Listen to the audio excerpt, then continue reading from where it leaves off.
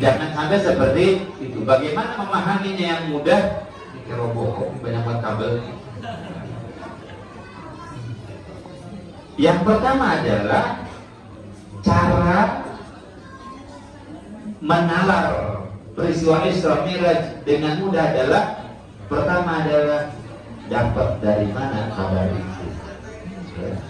Dapat dari mana kabar bahwa Nabi Muhammad melaksanakan Isra dan Mi'raj. Karena sumber berita, sumber kabar ini akan menentukan validitasnya, akan menentukan kualitas dari informasi. Kalau yang menginformasikan adalah Ketua Dewan Kemakmuran, ini contoh. Kalau yang menginformasikan adalah Ketua Dewan Kemakmuran Musholla Al-Muhajirin bahwa malam Selasa ada peringatan Isra dan Mi'raj, ya, kemudian nanti ada kopinya khusus Ustaz, kemudian ada acara semat Al-Quran, maka orang akan mengatakan apa? Oh iya pantas, ketua DKM-nya yang ngomong. Kabarnya bisa diterima dengan mudah. Tetapi kalau yang mengabarkan adalah, mohon maaf, misalkan security atau orang Dewan Kemakmuran Masjid, tapi Masjid Al-Imam Bukhari, atau mungkin orang yang kerjanya tiap hari nongkrong di mall aja, datang kabar kepada kita bahwa malam Selasa ada peringatan bulan dan dari banyak atau belum? Yang benar, coba dicek lagi deh, kan gitu. Sumber informasi menentukan kualitas dari informasi itu sendiri. Dan dari manakah sumber informasi kabar Isra Mi'raj? Dari Al-Quran. Kabar ini datang dari Allah Subhanahu wa Ta'ala, yang mengatakannya adalah Allah Subhanahu wa Ta'ala, jelas di dalam Al-Quran. Itu surah Al-Isra. Subhanalladzi asra bi'abdihi laylan minal masjidil haram ila masjidil aqsa alladzi barakna haula linuriyahu min ayatina al-ayat. Bahwa segala sesuatu yang ada di dalam Al-Quran mutlak kebenarannya, sebagaimana Allah menginformasikan soal alam barzakh, sebagaimana Allah menginformasikan surga, sebagaimana Allah menginformasikan neraka, sebagaimana Allah menginformasikan perkara-perkara gaib yang lainnya di dalam Al-Quran. Jadi menerima kebenaran Isra dan Mi'raj adalah konsekuensi seseorang yang beriman kepada Al-Quran. Ya, karena ada di dalam Al-Quran. Isra'nya nih, Mi'rajnya di mana informasinya? Subhanalladzi asra, telah mengisrakan. Di dalam surah Al-Isra ya, Mi'rajnya di mana? Kabar tentang Mi'rajnya. Ayo, hilang. Hilang. Hilang. Di mana Mi'rajnya?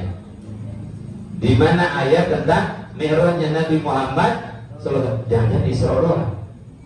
Subhanalladzi asra bi'abdihi lailan minal masjidil haram ilal masjidil aqsa alladzi barakna hawlahu linuriyahu min ayatina innahu was-sami'ul basir. Mi'rajnya di mana? Mi'rajnya di mana? Di mana? Nggak bisa jawab, kok boleh pulang. Jauh di juz 27 di dalam Al-Quran surah An-Najm ayat 13 dan 14. Wa laqad ra'ahu nazlatan ukhra 'inda sidratil muntaha. Maknanya Al-Quran harus dibaca dari juz 1 sampai dengan juz 30 baru dipahami. Makanya anak kita Masya Allah luar biasa, seman Al-Quran juz 30 angkatan pertama ya, anak-anaknya menyusul insya Allah bapak-bapaknya, menyusul insya Allah ibu-ibunya. Tadi pasti ada bapak-bapak yang belaga hafal di belakangnya, padahal dia sambil mikir, waduh bapaknya belum ya, anaknya udah ya. Insya Allah supaya paham Al-Quran. Walaqad ra'ahu nazlatan ukhra 'inda sidratil muntaha. Mi'rajnya Nabi Muhammad SAW. Walhasil Isra dan Mi'raj ini kabarnya adalah dari Al-Quran yang kebenarannya bersifat mutlak, nggak sulit jadi memahaminya. Kenapa percaya Isra Mi'raj? Ada dalam Al-Quran, langsung di dalam Al-Quran. Ini adalah dari pertama atau cara pertama kita memahami atau meyakini peristiwa Isra dan Mi'raj. Kalau ada orang yang nggak meyakini peristiwa Isra Mi'raj atau bertanya-tanya, berarti mempertanyakan isi Al-Quran. Sederhana. Yang kedua, cara memahami, karena konsepnya kita ngaji belum selesai, maka ngaji supaya gampang kita memahami, meyakini sesuatu. Yang kedua adalah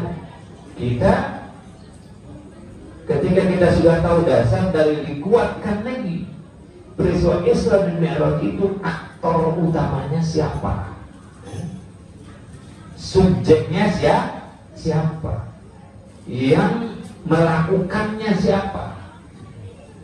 Subhanalladzi, maha suci Allah, alladzi asra, yang telah memperjalankan Nabi Muhammad, bahwa pelaku utama, aktor utamanya adalah Allah Subhanahu wa ta'ala, yakni Allah yang memperjalankan Nabi Muhammad SAW. Yang aktif adalah Allah Subhanahu wa ta'ala. Kalau sudah Allah yang melakukan, nggak ada yang mustahil. Ya, ayatnya adalah, saya ulang, maha suci Allah yang telah memperjalankan Nabi Muhammad, Allah yang memperjalankan Nabi Muhammad, maka aktor utamanya adalah Allah Subhanahu wa ta'ala di proses Isra Mi'raj ini. Maka kalau sudah Allah yang melakukan, adakah perkara yang mustahil? Hanya memindahkan makhluk yang mulianya, manusia yang dicintainya, dari Mekah sampai ke Palestina, dari Palestina sampai ke langit ketujuh Sidratul Muntaha, bukan perkara yang sulit bagi Allah. Orang kita meyakini Allah yang memperjalankan tiap hari itu, matahari, bulan, bintang, galaksi, menurunkan hujan, menjalankan bumi, matahari, dan bumi, matahari, bulan di rotasinya, tidak ada yang tenturan. Itu tiap hari kita lihat. Maka peristiwa Isra Mi'raj ini ketika disandarkan subjeknya adalah Allah Subhanahu wa ta'ala, bukan perkara yang sulit untuk kita pahami. Mudah-mudah saja menciptakan kita dari tidak ada menjadi ada, ngasih makan kita, menjadikan bumi dan dan seisinya. Puasa bagi Allah Subhanahu wa taala kesini makin mudah memahami Isra dan Mi'raj. Kedua, yang ketiga adalah siapa yang diperjalankannya pantas tidak mendapatkan kemuliaan. Yang diperjalankannya adalah asanan nas khalqan wa khuluqan, yaitu manusia yang sangat dicintai Allah, yang disempurnakan oleh Allah Subhanahu wa taala di baginda Nabi Muhammad sallallahu alaihi wasallam. Kalau yang di Isra Mi'rajkannya adalah ketua RT di Arabia Saudi, masa masa ada hubungan apa gitu. Ini Nabi Muhammad sallallahu telah terjadi dalam kehidupan Nabi Muhammad berbagai macam peristiwa yang khawariqul adat yang nampak di depan manusia. Maka mudah saja bagi Abu Bakar As-Siddiq untuk meyakini ketika datang dikebosi oleh orang kafir Quraisy, Muhammad ngaco lagi. Kenapa? Dia bilang baru Islamnya, padahal tadi sore masih bersama kerabatnya di rumahnya Ummu Hani. Apa Abu Bakar dengan mudah saja? Wah, kalau dari puasa kok. Kata Abu Bakar, kalau itu yang mengatakan adalah Muhammad, puasa itu pasti benar. Karena Isra dan Mi'raj bukan satu-satunya peristiwa yang khawariqul adat. Khawariqul adat itu peristiwa yang terjadi di luar nalar akal manusia, bukan pertama, berulang dan berkali-kali, membelah bulan terjadi dengan cara ditunjuk aja oleh Nabi Muhammad SAW. Beres tuh bulan kedua, bulan ditunjuk belah. Ente tunjuk istri datang bulan.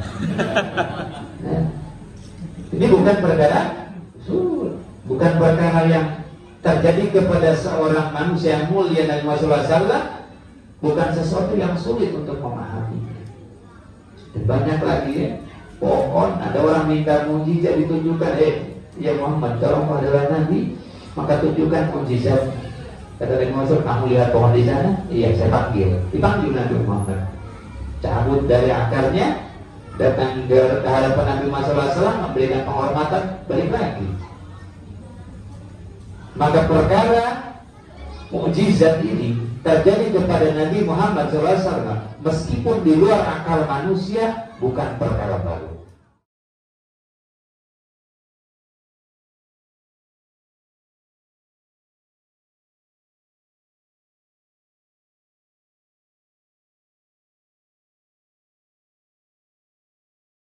Demikian pengajian kita malam hari ini.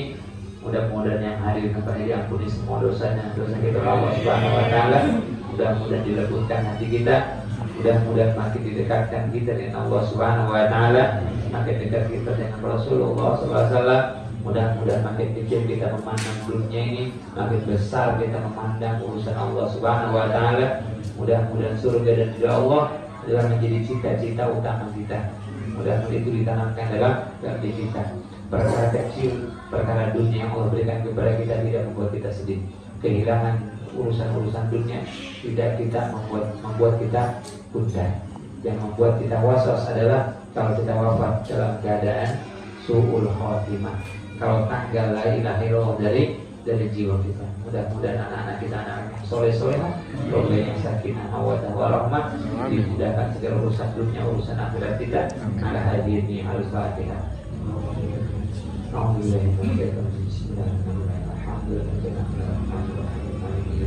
Iyyaka na'budu wa iyyaka nasta'in. Shiratal ladzina an'amta 'alaihim ghairil maghdubi 'alaihim waladdallin. Amin. Kurang lebih mohon maaf. Wassalamualaikum warahmatullahi wabarakatuh.